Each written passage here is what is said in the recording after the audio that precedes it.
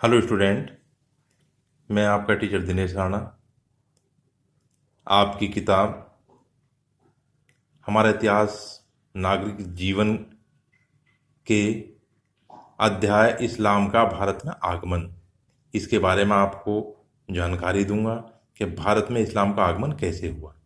अब देखिए, इस को जानने से पहले हम जान लें इस्लाम धर्म की शुरुआत कैसे हुई। तो देखिए बच्चों, इस्लाम धर्म की शुरुआत भारत और पूरे विश्व में अरब देश से हुई है। देखिए, अरब देश में एक मक्का शहर है।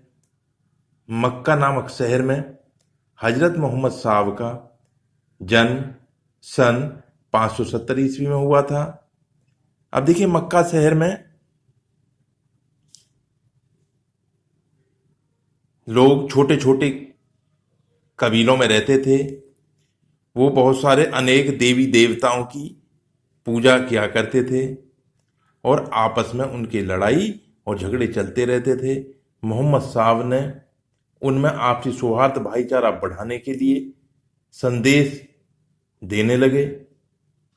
और संदेश में उन्होंने बताया बच्चों कि देखिए, ईश्वर एक है, अल्लाह एक है, और हमको क्या करना चाहिए, ईश्वर और अल्लाह जो एक है, हमें सरल तरीके से क्या करना चाहिए, उनकी पूजा प्रार्थना करनी चाहिए। तो इस बात का वहां पर क्या था, कुछ लोग मोहम्मद साहब का विरोध करने लगे।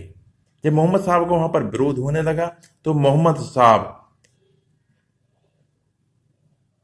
सन 622 ईस्वी में मक्का को छोड़कर दूसरे शहर मदीना में चले गए।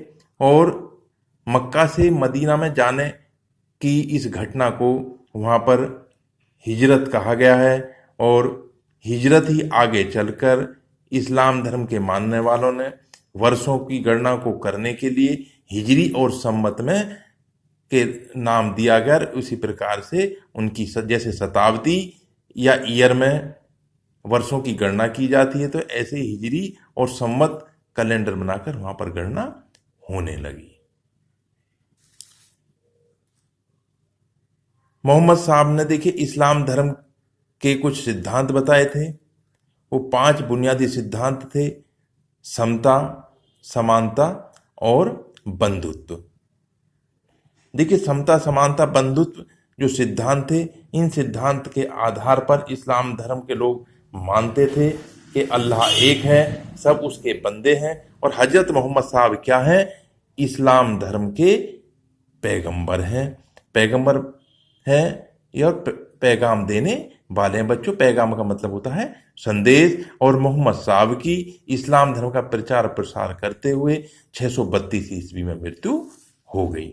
अब देखिए, मोहम्मद साहब ने इस्लाम धर्म के मानने वालों के लिए कुछ शिक्षाएं, जिनको सिद्धांत कहा गया है, वो सिद्धांत बताए, शिक्षाएं दी। तो शिक्षाएं 5 थी। सबसे पहले थे कलमा। कलमा क्या था, अल्लाह एक है, मोहम्मद साहब उसके पैगंबर हैं।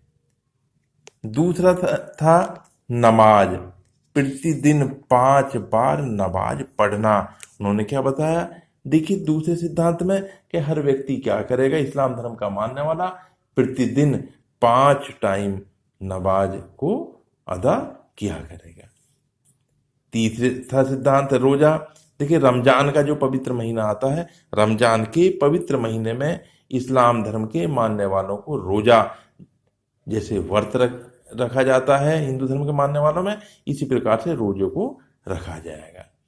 अब चौथा सिद्धांत था जकात। देखिए, अपनी आय का 40वां भाग गरीबों की सहायता के लिए दान किया जाएगा, या किया जाना चाहिए या करना चाहिए।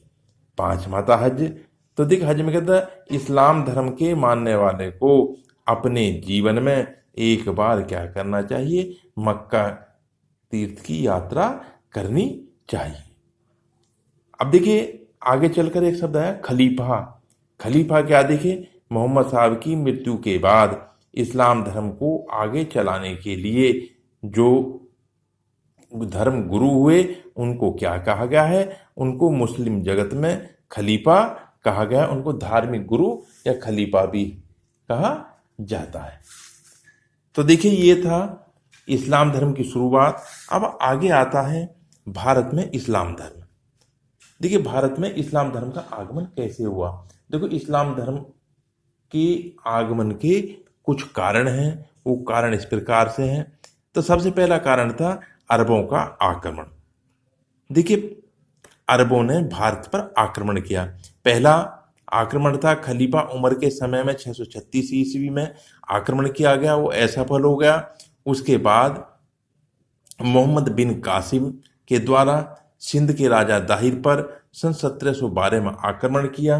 मोहम्मद बिन कासिम ने सिंध के राजा दाहिर को परास्त करके और अपने राज्य को स्थापित कर लिया, और इस प्रकार से अरबों का जब राज्य स्थापित हो गया, इस्लाम का आगमन हो गया। दूसरा था अरब के व्यापारियों का भारत में आगमन। देखिए अरब के व्यापारियों का भारत में पश्चिम तट पर आगमन होने से तो क्या था, ये सब छोटी छोटी बस्तियों में रहते, और रहने के बाद ये अपने व्यापार के माध्यम से इन्होंने अपने घर और गोदाम बना लिए और यहाँ आसपास यहाँ पर रहने लगे। तो इस तरह से यहाँ पर इस्लाम धर्म का आगमन हो गया।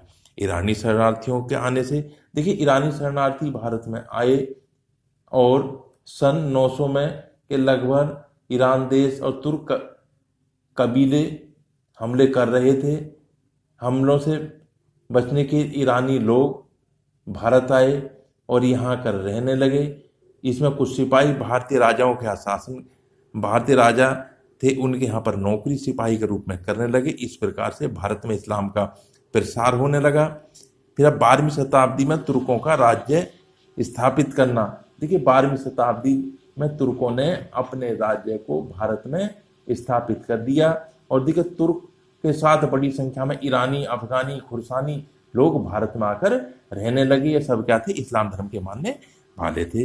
अब था 12वीं शताब्दी से 16वीं शताब्दी में भारत में जो है बहुत सारे सूफी संत हुए थे। कबीर, नानक, तुकाराम, रामानंद जैसे कवि हुए, जिन्होंने साधारण भाषा में दोहे गीत गाए, ईश्वर के प्रति भक्ति भाव से भरे थे जो। तो देखिए इसी प्रकार के मुसलमानों में जो संत हुए उन्हें सूफी कहा गया, जैसे अजमेर के ख्वाजा मोइनुद्दीन चिश्ती, पंजाब के बाबा फरीद और दिल्ली के निजामुद्दीन औलिया, बहुत सारे जाने माने सूफी संत हुए हैं। इनसे भी भारत में इस्लाम का प्रचार और प्रसार हुआ है। तो बच्चों देखिए इस प्रकार से क्या हुआ, भारत में इस्लाम का आगमन हुआ है।